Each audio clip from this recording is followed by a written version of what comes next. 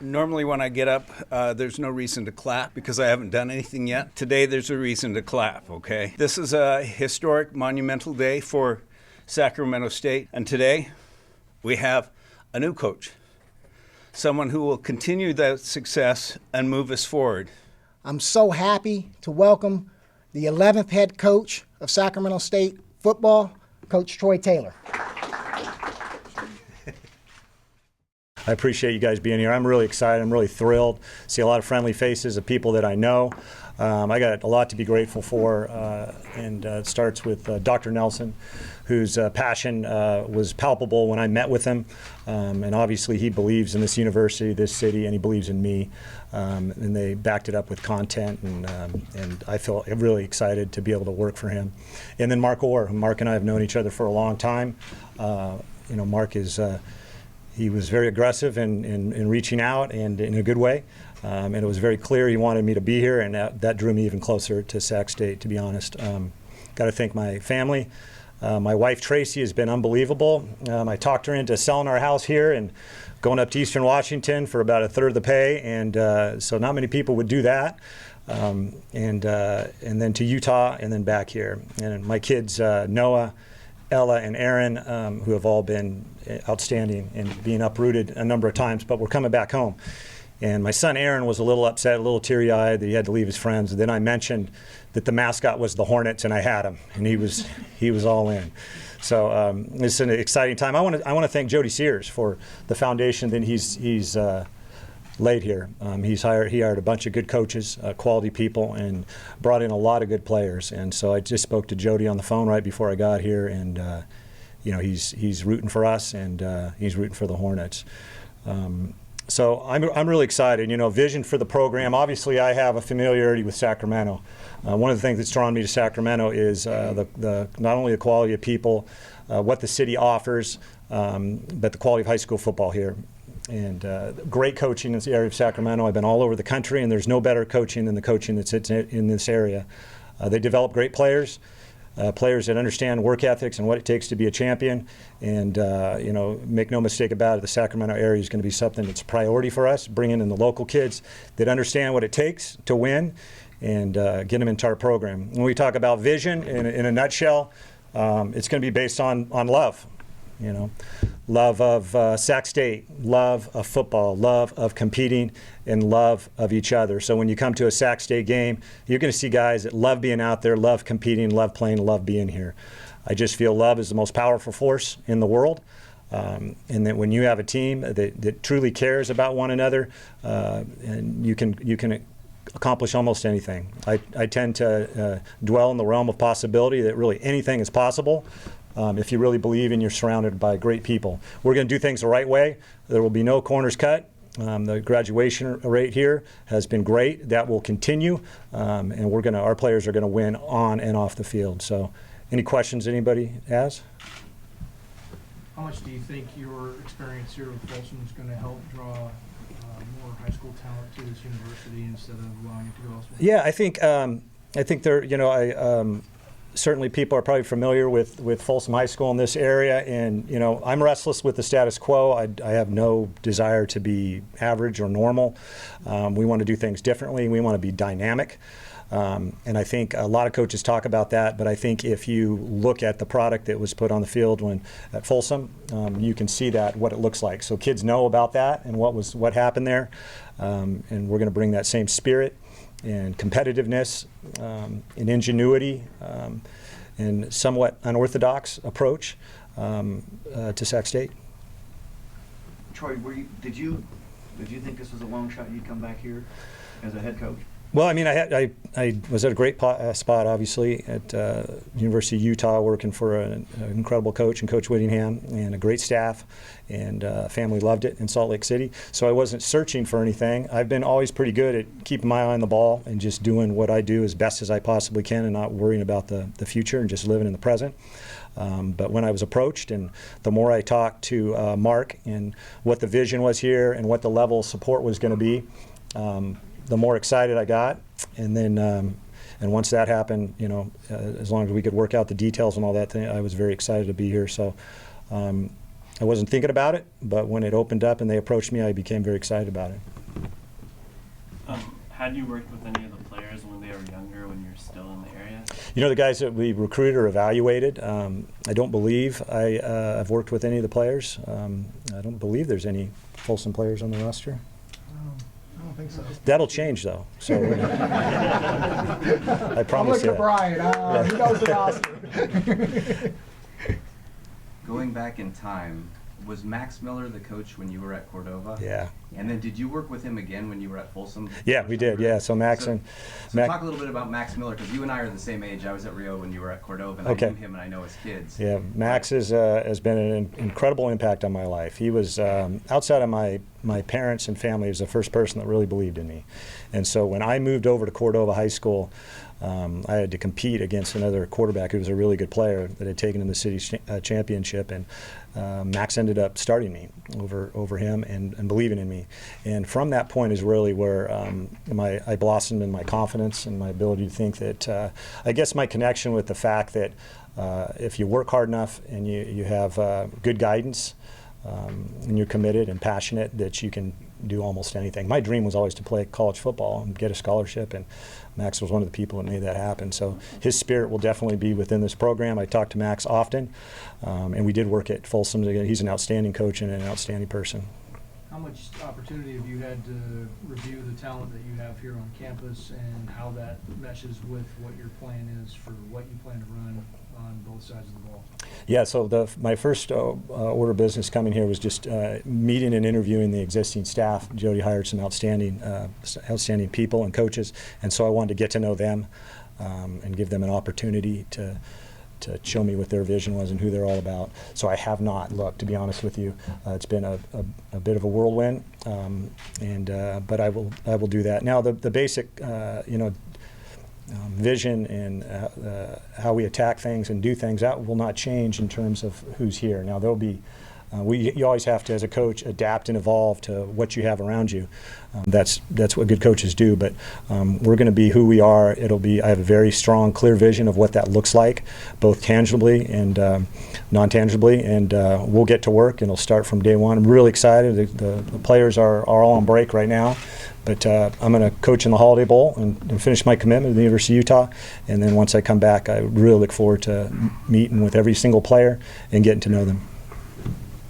Can we assume that what you've done in the previous stops is going to take place here? If the ball's going to be in the air? Yes, we're going to be in an attack mode constantly. One of the things that I think when you talk about mentality and how your players approach the game, I think people and players are their best in any capacity when they feel safe, secure in their environment and believed in. There's nothing worse than a player that second guesses himself. So I'm going to surround the staff with guys that are positive encouragers of our young men, and build their confidence and help them to play fast. And I think those are the teams that I've been involved with. Is typically you see the guys play with a lot of decisiveness and confidence, not arrogance. We're not going to be an arrogant team.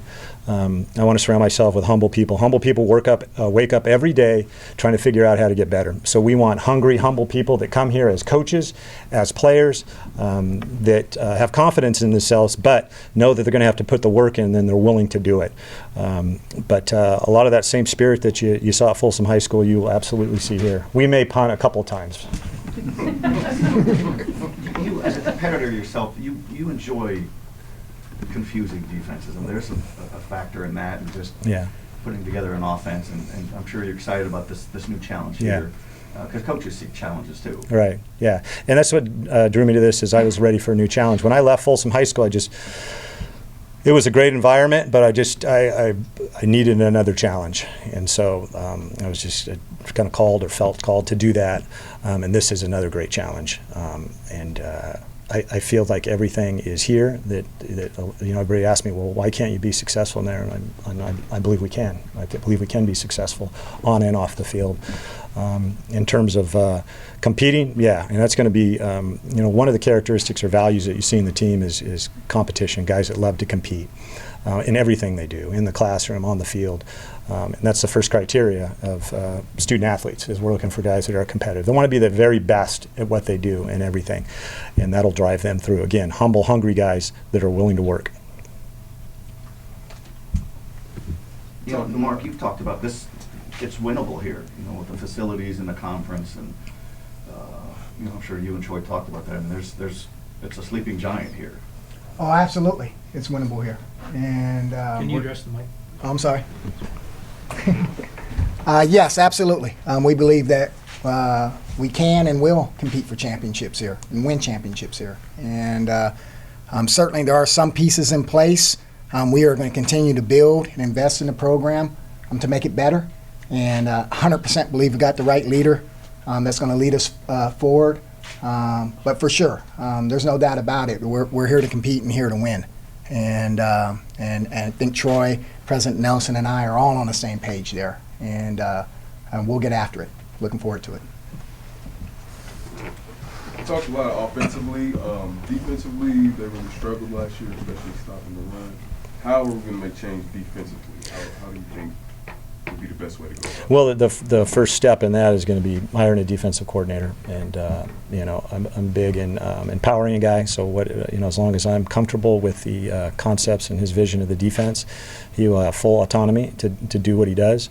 But that's going to be a big hire, somebody that has experience and has like values. So if you want to create, you know, people talk about culture and how important culture is, and it's a big word, and how big a part culture is of the game. And to me, culture is not a part of the game, it is the game. So if you want to have great culture within your program, you got to bring guys in that are coaches and the people that surround those programs, including your student athletes that have that same vision that I talked about. And so the defensive coordinator, you know, there's a lot of different ways to do it. The most important thing, I think, is the person, and that he's able to bring out confidence and all those things, playing decisive, instinctively with your players. And there's a formula to that, and the really good coaches know how to do it. And the coaches that struggle, usually they make things too complicated, and the players are constantly second-guessing themselves. You know, so to Joe's point, you know, our goal is to create as much anxiety as we can on our opponent, and for our players to be as safe and secure and to elevate themselves where they're confident and play fast. And then we get that disparity of a confident, decisive, instinctive team playing against a team that is feeling anxiety for whatever reason. How much recruiting have you done, and what's your plan for that? Well, you know, recruiting is a big part of college football. So I've recruited this area. My first go-around in college football when I was at Cal, I recruited at Eastern Washington, and then this is my area, Utah. So I think I know every high school football coach in the area. And that's important, you know, that when you have relationships with coaches, they typically are more transparent. They give you good information, the kind of information that allows you to bring in the best quality guys that you can have in terms of character, work ethic, all those things. Because if you know, typically a friend's going to be real honest with you. And so I have a lot of friends in this area, and we'll bring in guys that are like-minded and have great relationships in this area as well. Because this is going to be the lifeblood of our program. This recruiting base is larger than any recruiting base in the Big Sky, the Sacramento area. So we don't have to go very far to find great players. You just got to be thorough in your evaluations and you're building your relationships and reach out to these guys. And if they're close by, I just think they'll have a little bit more heart and belief in Sacramento. Now you got to give them a reason to be here. You got to give them a different product. You can't be, you know, we don't want to be a cookie cutter. We want to be different. We want to be unique. To have an environment where it's fun and exciting, and also that's good for the fans, because in the end, besides educating young people and helping them to build on their future, you know, we want to put a good product for the people of Sacramento. And there's no reason that this organization, this program, this school can't be the pride and beacon of this area. It's an outstanding city with great people, great talent, and I think the people of Sacramento are excited and hungry for a real winner that they can come out and get behind. Any more questions? So you're trying to get guys that look like that guy there with that? Yes. You're built a little different than when you and... Oh, Yeah, yes, yeah. yes, they are. Are you excited about recruiting and getting in living Yeah, rooms? yeah. I like developing relationships. It's all about relationships and getting to know people and kids. And, you know, the great thing about recruiting is all of us in this room are built the same way. We have the same insecurities and desires and hopes and all those things. So being able to connect with kids and their families, that's an exciting part. And, you know, as a head coach now at the collegiate level, which I've never been at the collegiate level, will be a little bit different. But I'm really excited to get out and meet these kids and their families. That's a fun part. Is there any chance the recruits you were recruiting at Utah, any chance you'll be trying to sway them over to Sac State? That would have to be some sort of infraction. I can't comment specifically on recruits because luckily it's an NCAA violation. But we're going to recruit. You know, I think sometimes people in recruiting, they're always looking for the fastest guys or the biggest guys, and that's not what we're going to be looking for. We're going to be looking for the right guys, the guys that fit in this program. Again, I have a clear vision offensively, and my defensive coordinator will have it on the other side of the ball of what I'm looking for specifically. You know, if you've watched our offense enough, there's a lot of different shaped people and different sized people and speed at each position. So, you know, we can utilize a guy that maybe is undersized at 5'7", but really quick, and we can utilize a taller, longer guy. You know, obviously, quarterback development and play will be at the utmost importance for us. You know, at some point in my career, I had an epiphany that everything is built around the quarterback in terms of if our quarterback's going to be successful, we're probably going to win or be in it most games. Very rarely do you say your quarterback played lights out and you got blown out. Usually you're in the game. So from the system, how we teach it, simplicity and focus on things that really develop and drive an offense. Some of the things with other philosophy-wise I've already talked about, but those things will all be driven. And we'll accomplish the same thing in special teams and defensively. Just got to find good leaders to do that. All right, guys, thank you. They'll both be available for comments. We can do it on the patio. We can do it inside the room for one-on-ones. You guys need them as well. So. Okay, thanks for coming. Thank you.